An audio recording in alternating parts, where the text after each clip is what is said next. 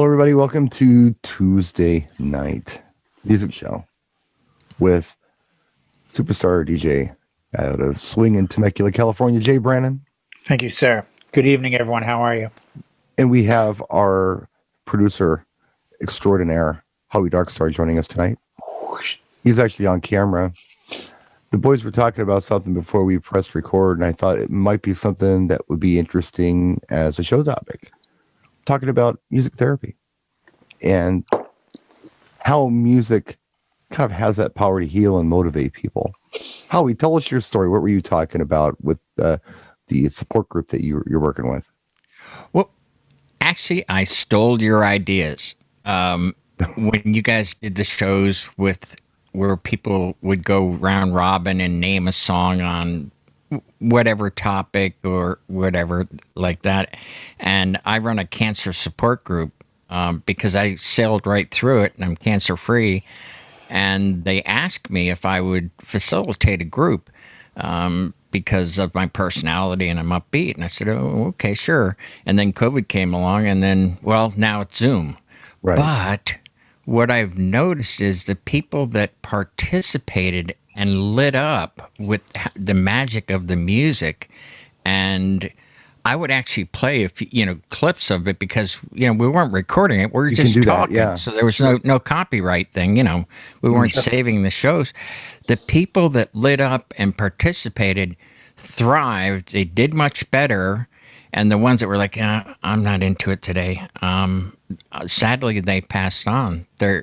Jay had mentioned it earlier before we started recording. The mind controls the body, and it's very powerful. It worked for me, and it worked for others. Yeah, 100%. 100%.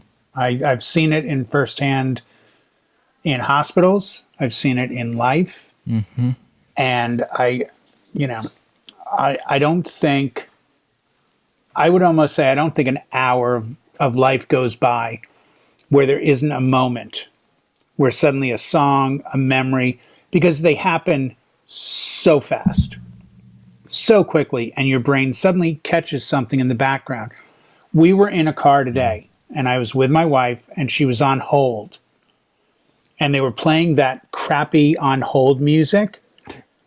And it sounded so much like it was just an instrumental keyboard, some other instruments, but it sounded so much like Jan Hammer.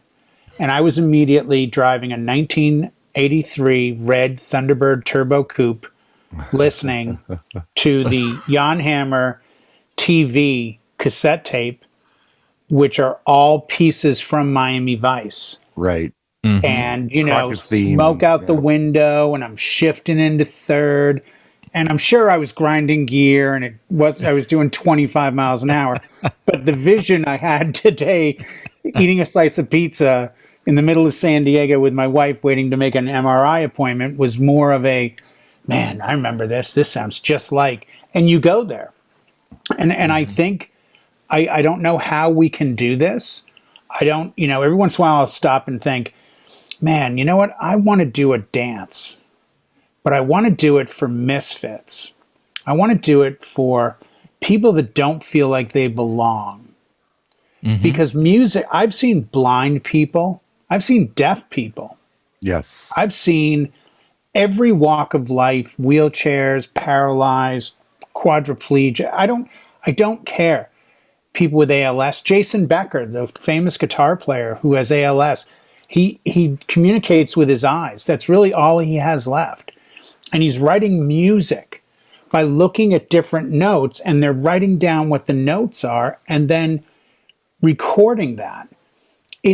There is no limit or boundary to the effectiveness of song. So kind of like Beethoven being deaf and writing symphonies. Wow. Yeah. But you look at it, and I just think we're so quick.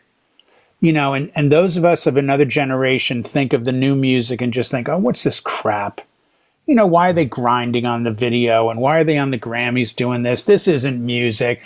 Let me get my Ted Nugent Weekend Warrior album out. I'll show you music, And I can't help but think how many lives would be affected positively or even saved if we could get to people before they hit that wall and somehow get them into music and make them feel a part of something that they could continue. Let's say I rent a warehouse and I do a dance and I only do it for kids that have been bullied, picked on, abused, neglected, hurt, they're handicapped, they're blind, whatever their condition is, but they don't fall under the everyday normal quote unquote kid. What if I could get them a day or two of music and give them a party where they walked away and I told them, you know, if you close your eyes and play these songs somewhere else in life, you'll come back here. It reminds me of the event I did this weekend. And the reason I'm bringing it up is because it was a mixed wedding. The bride's side were African American, the groom's side were white, but not many people from the groom's side were there.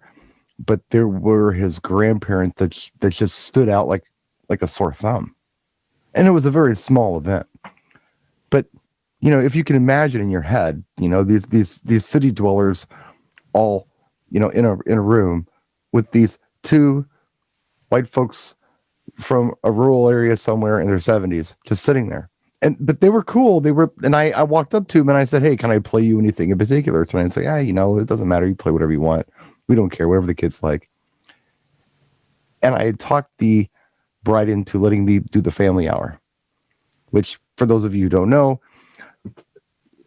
sometimes your clients ask for music that they really like that really would not be something that maybe grandparents may like, or even your parents or little kids may like. It's just kind of music that the client likes. It's contemporary stuff. I talk them into doing something that's more family friendly where everyone can get involved, not excluding them, but including every other people. That's line dances. That's the twist. That's stuff like that. And if you watch the video, I did post a gig log on it, and I didn't focus on it in the gig log, but it's interesting because the grandparents were out there most of the night, and they were smiling, big smiles, and having fun, and they were doing the Soul Train line. It was so cool. We brought them in with music. We brought them in, and they weren't out there alone. They were out there with everybody else because everybody else liked the Sister Sledge song too, and everybody else liked Montel Jordan as well. It was fun, and it's just nice to be able to bring people in with that and let them know that, you know, they're a part of it too. You know, it doesn't have to just be this or that. We can find a nice middle ground sometimes, and we can be more inclusive, I guess. I like that idea because in high school, there were all these little cliques. And so I started a clique and I invited everybody. And they said, the misfit doesn't clique. that kind of like contradict the idea of a clique? I said, exactly. Everybody's together. I had And it was through I was the music. head of the Misfits too, man. We were the Misfits. And it was everybody. It was the jocks. It was the nerds. It was the Yeah, exactly. It was the stoners. It was the hot girls. It was the chubby girls. It was everybody. You know, it was just that was it. And we all. You know hung how I did it? I invited them to my basement and put on a concert, and it was amazing to see all these different people that at school they would, "Oh, I'm with this clique," but they got along through music.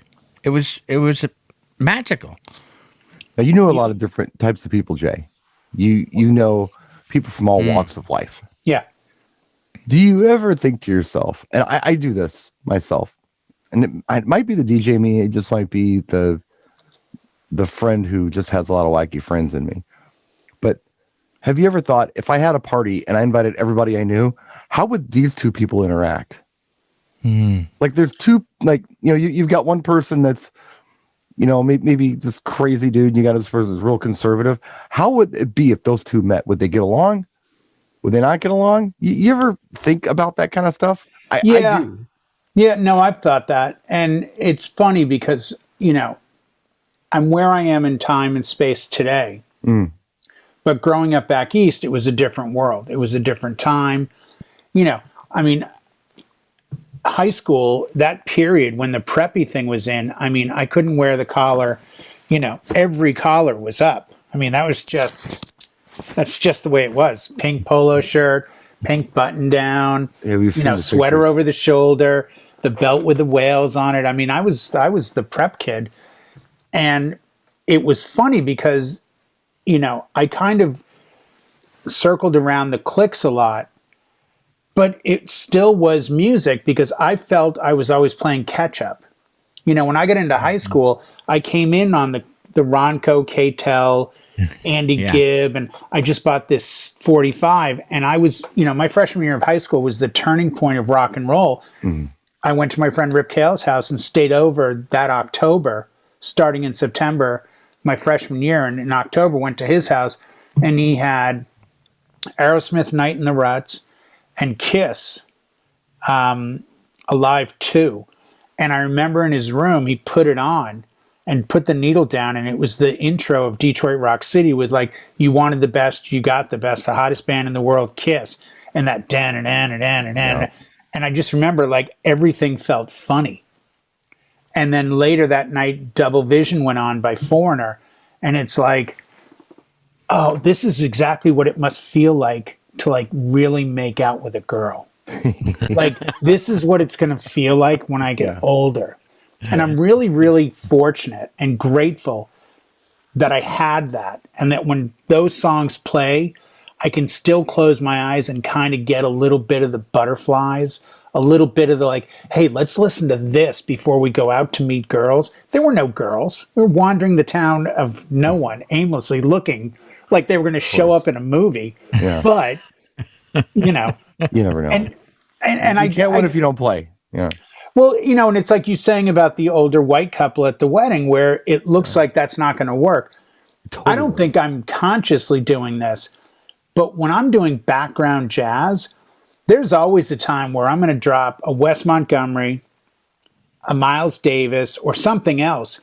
And it's always interesting to me that I'll get a young hip person and an old person to both come up at different points and ask me or tell me who it is or compliment me. Right. And that's why when you said that they were dancing all night, and I did see the video, so I saw that. Yeah. It didn't really shock me because you get a young 20-something urban kid who likes funk, who's into all the new stuff, even hip hop, which samples all the old stuff. Well, play the same game I do with brides and grooms when they say, oh, my grandparents are very old. Oh, they are. Yeah, my grandmother's 60, which, as we all know, is very, very young. That's very, very, 60 is like, that's a teenager now. But I will often say to them, oh, your grandmother's 60 now. So, back in the mid 70s, she was probably taking lines off the back of a toilet in a disco. I usually don't say that part, but I kind of say, so at one point, she was raging when clubs were the thing. And they look at you like, I never thought of that because it's my grandma. I said, but I look at her as a 60-year-old woman. So I think to myself, okay, she's 60, so she was born back in the early 60s. So by the mid to late 70s, you got punk disco, you got clubs, you have designer drugs, people are smoking weed, people going crazy. That's what she was into. And if she's 70, she was at the age that she could have maybe made Woodstock. Well, now you got a whole nother game. Yeah, yeah. And that's assuming everybody's musical palette like just kind of becomes stale at 20. I mean, they can be digging music until they're 45, 50. They could be digging stuff now you don't know. But you have a baseline. You can at least start there. Right, exactly. Yeah. But even if they stop, even like I find that as I get older, I like a lot of new music. But when I would read Guitar Player in high school, I would always go, why are these guitar players talking about Pete Townsend and Jeff Beck and Jimmy Page and Eric Clapton? And why aren't they talking about Ace Frehley of Kiss and, Ted Nugent and these guys? And I found out that as you get older, you still really love what you once loved. And you don't really let go of it. Like I could listen to the Allman Brothers all day. I could listen to Aerosmith all day. I could listen to the Doors all day. That stuff doesn't really go away. So even as you mature and get older, there's always those sweet spots. I think it's interesting what you said earlier when you were talking about how you were listening to Foreigner Double Vision and imagining this is what like cool guys must listen to when they're with chicks. You know, that's kind of what your interpretation of that was. Yeah. I also hear you talk an awful lot about memories, where I remember hearing this song when I was doing this. I think I do that too. There are certain songs that I hear and I don't have any real association, personal association with the songs, but I like them and I imagine what people who enjoy those songs are doing, or what they look like, or how they're dressing, or where they live. Do you do that, Howie? I do. There's some. We all have this. There's certain music we just don't like. Sure. Like country, for instance. I just like automatically think the guy's got a pickup truck. He's wearing a wife beater T-shirt, I'm sure, all the time, and it's probably dirty. And he's got a shotgun in the back. Yeah, I do it. I do. Well, I have that association with things that I don't like, or I don't. And I had a quote a while back, and somebody thought it was pretty funny. What was it? Something about rural America makes me nervous, and it does, because I just don't know how to talk to people in the mountains. I don't know how to. I can talk to anybody in the city, but when I get out in the country, I don't know how to reason with these people. I don't know how to talk to them. They got their own preconceived ideas about me. I'm just like, you know what? I'm sorry, I'm walking around in your town. I'll just leave. But so I have that association too. But what I'm talking about is, sometimes there are songs that I remember hearing. Maybe I didn't like it at first, but then I had a new association with it, where it was, okay, I happened to be at this place and I was having a great time and I was with these great people and the song came on and they loved it. Now I associate that song with them and I like those people. So now I like the song again. It's weird. I had that with a song I really never cared for was Black Magic Woman by Santana. I don't know. I never really had time for it. I heard it when I was in Sydney, Australia. And now the song reminds me of Sydney, Australia. It's just a different association. But then there are other tracks that I have no association with other than I heard them. In fact, I had to run Stevie to a couple of doctor's appointments today, and in between one of them, I happened to be a few strip malls down the frontage road from a used bookstore, and I popped in, and I picked up a few things, and this is one that nobody knows. Like, no one knows this. Escape, featuring The Empress, Be My Friend. It's just a Ibiza track kind of thing. It's on Ministry of Sound. Nice. I really like it. I mean, I've known the song for 15 years or whatever, and I really enjoyed the track.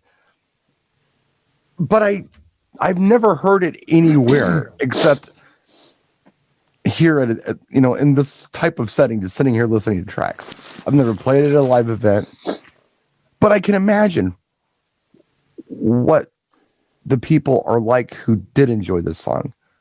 And I don't know, there's something about that, just kind of that fantasy, like Jay's talking about the cool guys with the girls. It's almost like that. I have a song that changed for me, where I had a different association for the Eagles, Hotel California.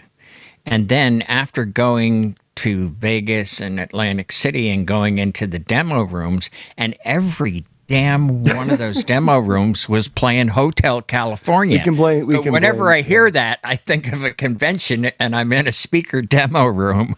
Yeah, the live version. Yeah, you can thank Chuck Green from Avante for that. He plays it over. Yeah, he was big on that one. On repeat. It was on loop.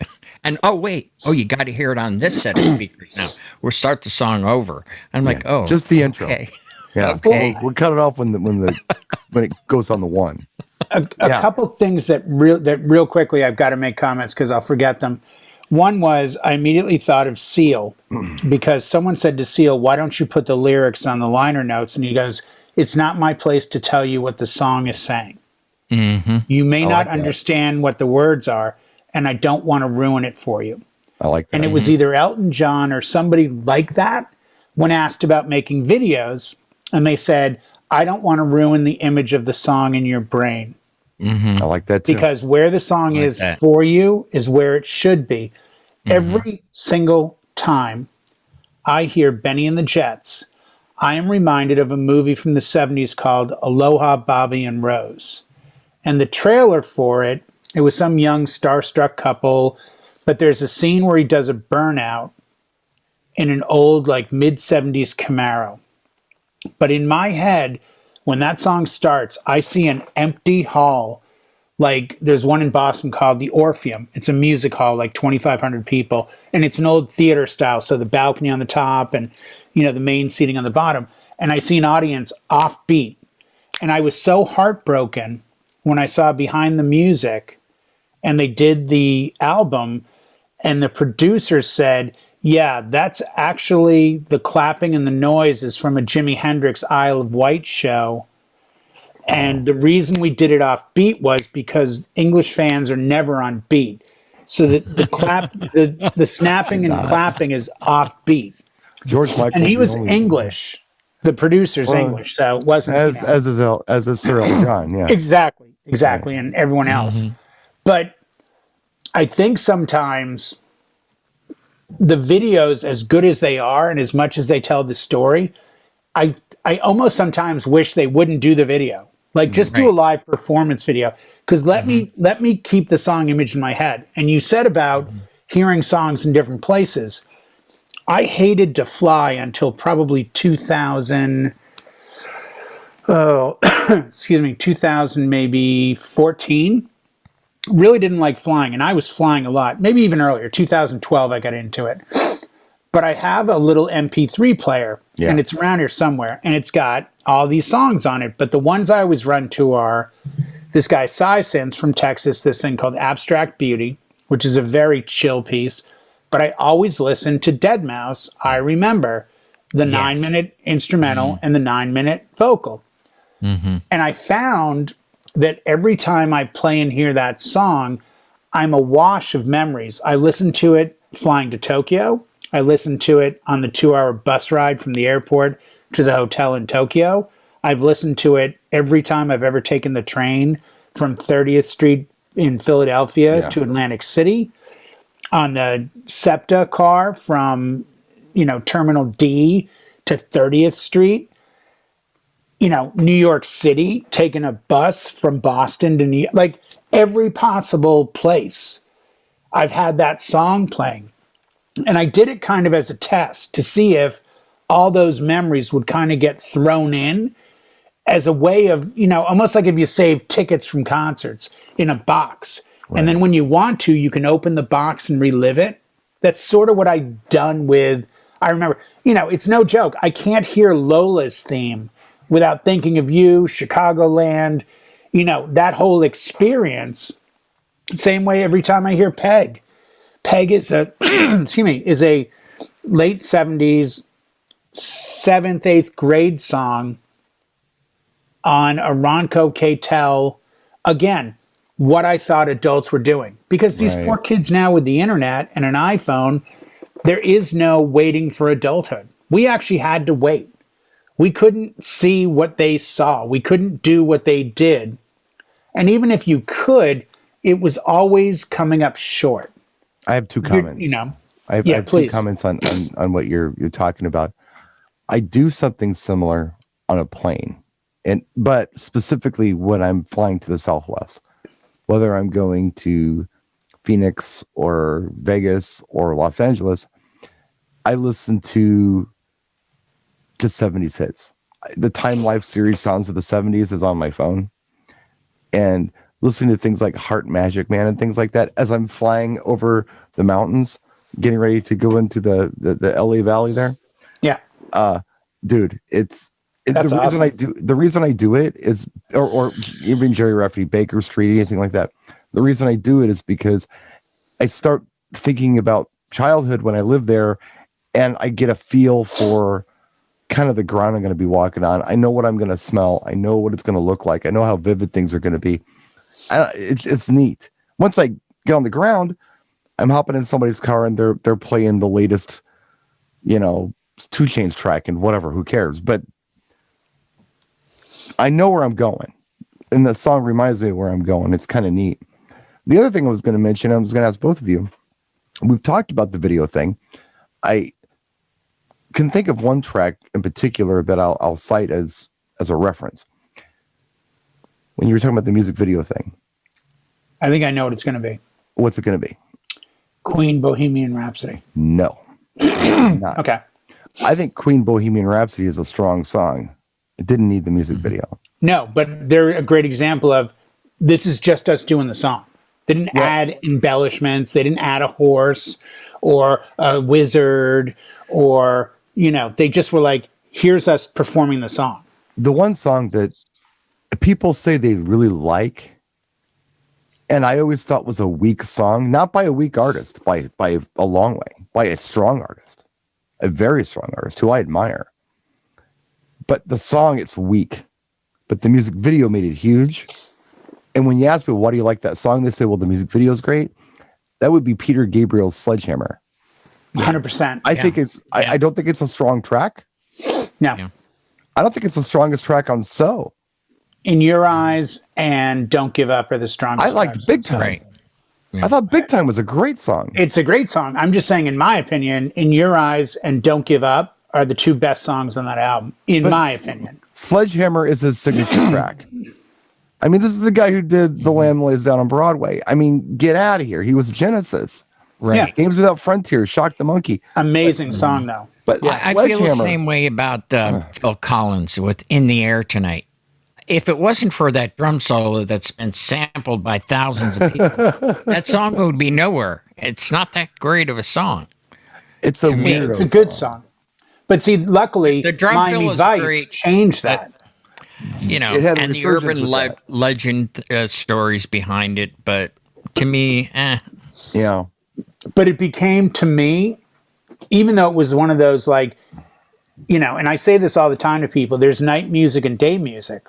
When I had a convertible, I was very anal about the CDs that were Yes. within reach on a sunny day with the top down. Yeah. Because they could not be the same music. Don't that put I in could Red listen Rider, to. Lunatic Fringe right now. It's no. No. right. You gotta wait No. till after 7:30 for that one.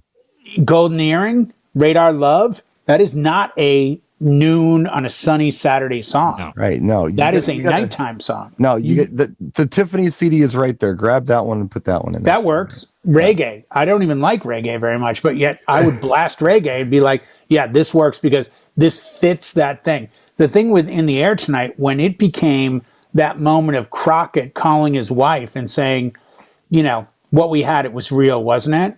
Yeah, it was. Yeah. And he hangs up and drives away with the puff of sand on the drum solo. And it's like, what Right. the F is that? That's one of the things about Michael Mann as a director who did a lot of videos. Right. He understood the power of music and its ability to tell a story. I can't listen to Prince, anything on the Purple Rain album, without seeing the scenes from the movie. Because Right. fortunately, I'd only heard When Doves Cry, and I saw that movie like the week it came out in the theater. So I got to have all that music given to me with a background. So I didn't have an option. I didn't have a listening party. The only song on that album is Computer Blue that I still mixes the dad playing the piano piece Yeah. and that break in the middle to the guitars that just to me is still one of his best, I think, pieces. But not in, wow, look at the changes he's doing. It's just, if you talk about Ritchie Blackmore as guitar player, you could go on for years and years about his ability and arpeggios and minors and triads. But yet when the dust clears, we're all going to remember one thing: 4 notes that make up Smoke on the Water. Well, Right. Greatness isn't always in complexity. Sometimes greatness is in accessibility and Well, your right. ability to take in the message that the artist is giving. but you were talking about we're talking about some pretty profound, huge songs here. But when we're talking about, But based on what, Brian? well, Our judgment? what I'm getting at is there are some songs that are just tracks. They're top 40 tracks. They're not as profound as what we're talking about here. I'm wondering, and it could be profound tracks as well, but based on what we're talking about, where sometimes the music, we're thinking the music video, sometimes we're thinking the movie, sometimes we're thinking about what other people are doing or imagining how other people may be reacting to the song. How often do you think, and this is just a rhetorical question, I guess, but how often do you think that we are able to give someone in our audience a brand new perspective on a song? Oh, throughout a night? I think a lot of times. Yeah. Do we even I think a realize lot of we're times. doing it? What's that? I mean, do we even realize we're doing it at the time? No. I don't. No. I'm thinking about a wedding where two single people dance to some slow jam I play. Yeah. And they'll never forget that song because that was their first dance. If they move on with their life, that's their song. Yeah. Dumb things like that. Or this grandma at the wedding. You know, I don't know how familiar she was with Montel Jordan before this wedding, but I bet she knows it now and it's going through her head. This is how we do it, baby. Because she was jamming to it. You know, you make a point there because I had no idea that I did something really special for someone at a wedding when it was slow dance time and I dimmed all the lights and played Wicked Game. You know, Chris Isaac. Yeah. And the people came out and they were almost grinding to it. And then this guy came up to me after and went, "That was freaking awesome." And I was like, I was just taking a chance. I threw it out there. Hey, I'm like, I need a slow song. Oh, and I really love this song. That's and a good song. I took a chance at a wedding. It's a good song. I did one at the wedding that I have never played like ever as an mobile DJ. And it just seemed like the right event to do it. And I did it for dinner because they were asking for all of this R&B from maybe, I would say, let's just say the last 30 years. It was a lot of stuff from the 2000s, some stuff from the 90s, some stuff from, the 20 teens, I guess we're calling them. I don't know. I played SWV's Use Your Heart. I've never been able to play that song, but it just felt right. Oh, I don't know. That was totally self-indulgent, but it worked. Yeah. I think a lot of times too, it's not only self-indulgent, but it's when you can find a known artist and you suddenly find that track that's not, because when you say SWV, I think a lot of us, like me especially, would immediately go to Weak. Be like, oh, he's going to play Weak. Remix is really good too. But, yeah. But it's, I found a Jeff Beck track not that long ago. I think it's The River, something with River Flow or The River or something. And it just at the time heard it, but didn't know it was him. And it's one of those things that we are built to be biased sometimes. Like, if I say to you, do you like this? It'd be like if I played you a Prince song you've never heard. And I say, do you like this? You say, not really. And I said, it's an unreleased Prince track. There's a part of me that thinks you might stop and say, oh, let me hear it again. Because it's very hard not to listen with bias. It's like Perhaps. when, and I think teenagers are the best example. It's very hard, and I was no different. It's very hard not to fall into the realm of, this is what I'm supposed to like. Right. And I was very fortunate, like probably you guys. My teen years, you had choices. Yeah. And you have choices now, but they're not as defined. We had punk, we had rock, we had pop. And there really wasn't much there in respects to like where you went. And it was pretty defined. Now it's like, if you're an outside kid, where do you go? Panic at the Disco? 30 Seconds to Mars? Do you go, 182? But here's an example. I'm driving in the car yesterday. Yeah. What's My Age Again is playing. And I said, oh, I've been playing this a lot lately. My son goes, what? I said, this track, Blink 182. Who's that? He's 15. He doesn't know who Blink 182 is. Now, that's not I can't believe he doesn't know, but he's 15. He's 15. Blink 182 came out in, 93? I don't know. I mean, you have a tough time coming out 12, 13 years prior. It takes time to catch up. You know, I can't name a lot of 50s artists. I could probably name 10 or 20, but I can't name a ton. The 50s were only 4 years before I was born. But it was only 4 or 5 years of rock and roll too. It didn't start. Well, that's it. But there was other stuff, and that's where there's a great quote from Lemmy about, "I'm old enough to remember before there was rock." And they said, "What do you mean?" Yeah. And he goes, "When I was growing up, we listened to like Rosemary Clooney and Big Band. We didn't have Elvis yet. Yeah. Like he was that old that he was like, we didn't have this stuff."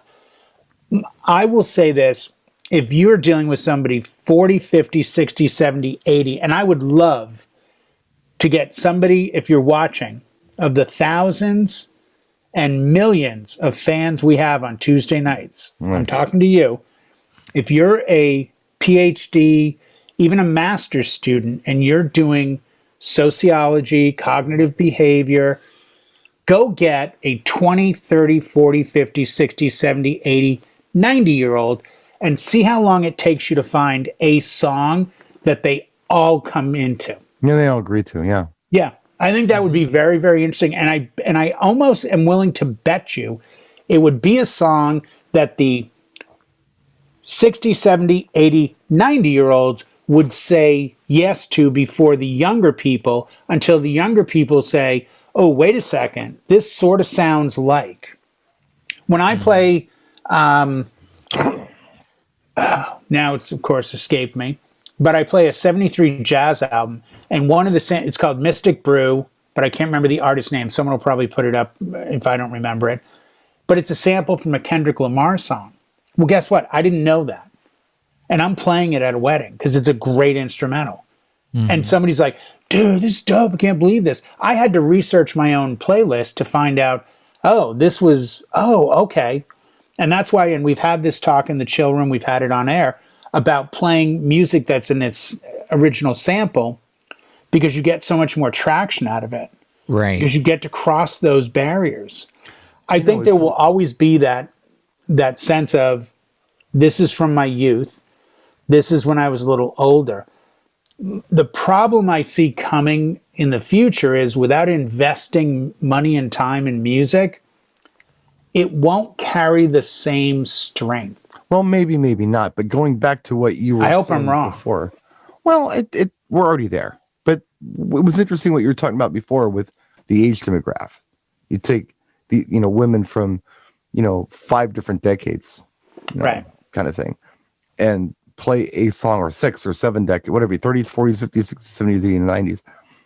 I think it would be more interesting to see as a collective, like as these people in a group, what they could agree on. I bet they'd agree on more than you think, because people tend to, it's almost like a herd thing. When you've got the right people together, as long as the song isn't like offensive or something, I think people who may not normally like it sitting around their own may like it while they're with these other people. It's an association thing. Well, we all say that at the wedding. I think you may have created that at your wedding. I think we do all the time. Yeah. When you play Old New, I have always said I do this because Grandma will dance to Staying Alive, and if I mix it in with Usher, and you come out and Grandma dances to the beat, Grandma feels cool. You think it's cool Grandma's there, and now suddenly Grandma becomes more relevant in the moment because she realizes, wait a second, I'm older. I only dance on beat.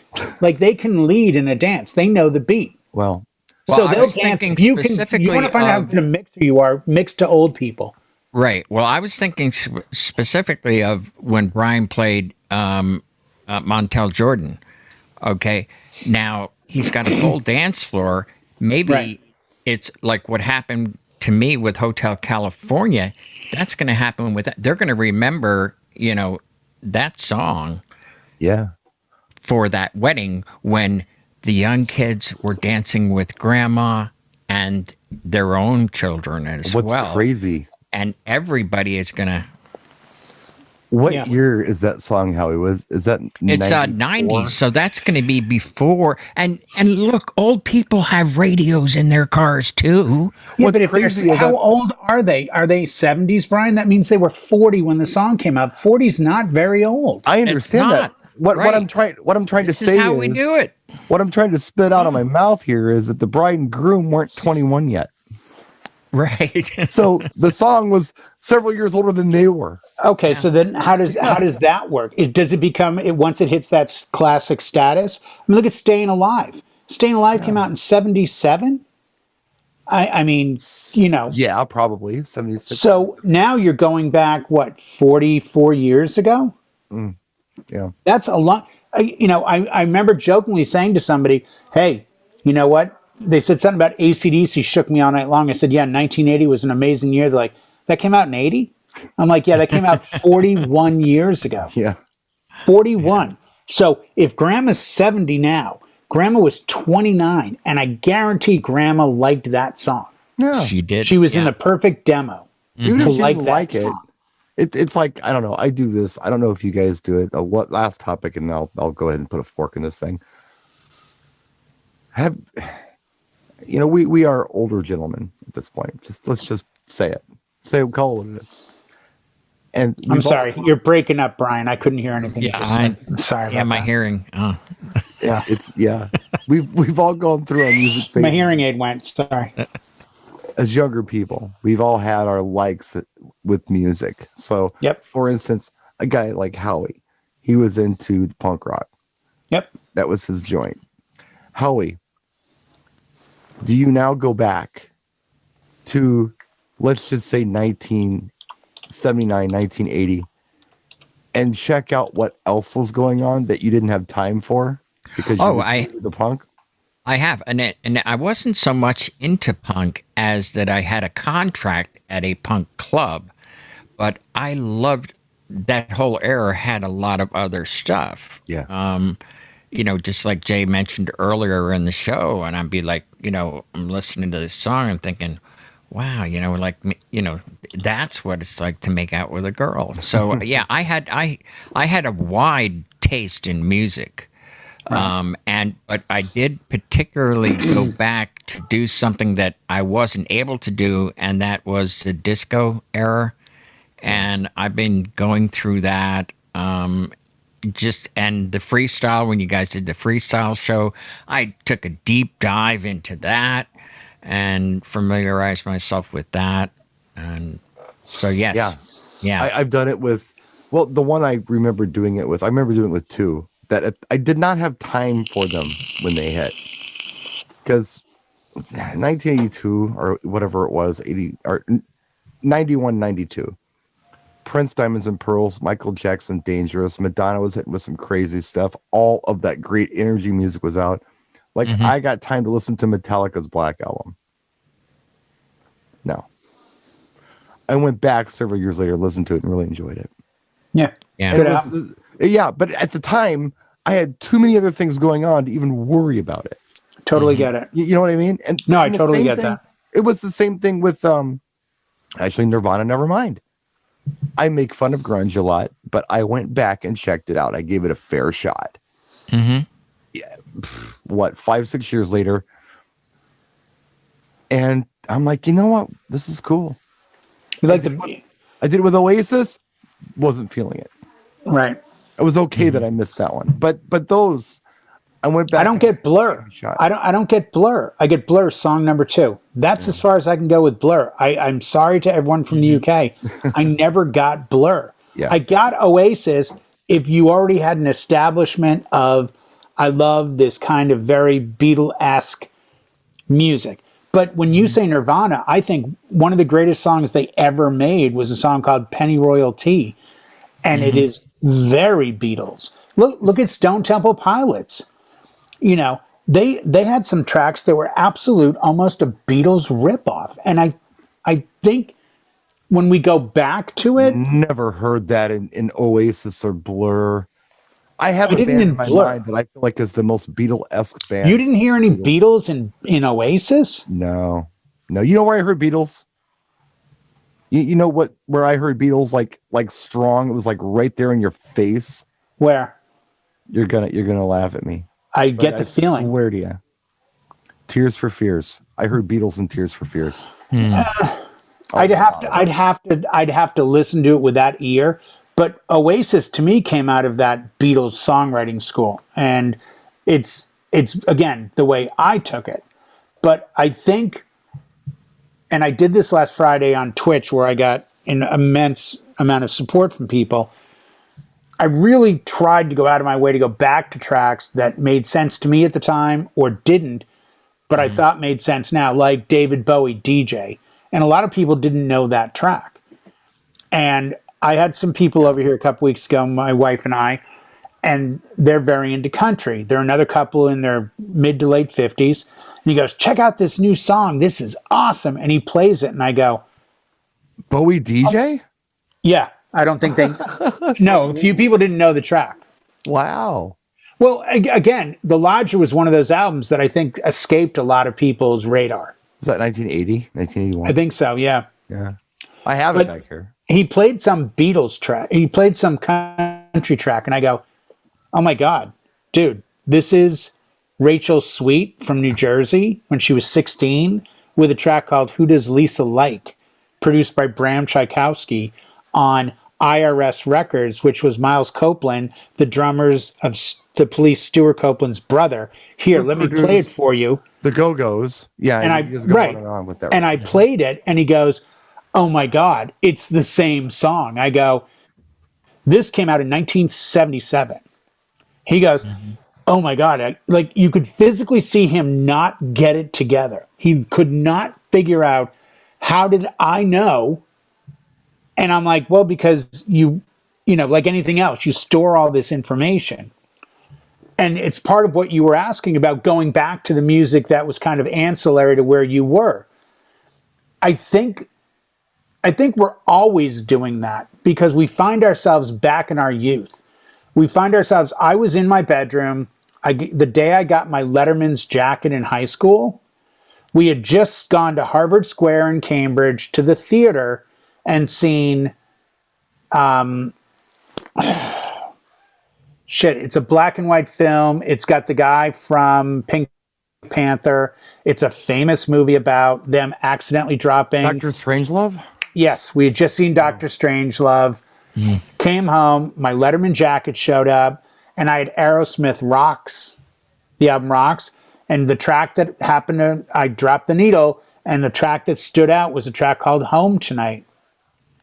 That was 1980. Fast forward to June 3rd, 2000. End of the night, about 8:30 at night, 8:40, DJ goes, what do you think? We end at 9. I go, you know what? There's like 30 people left. Let's just end it. He goes, you want your last song? I said, yeah, I do.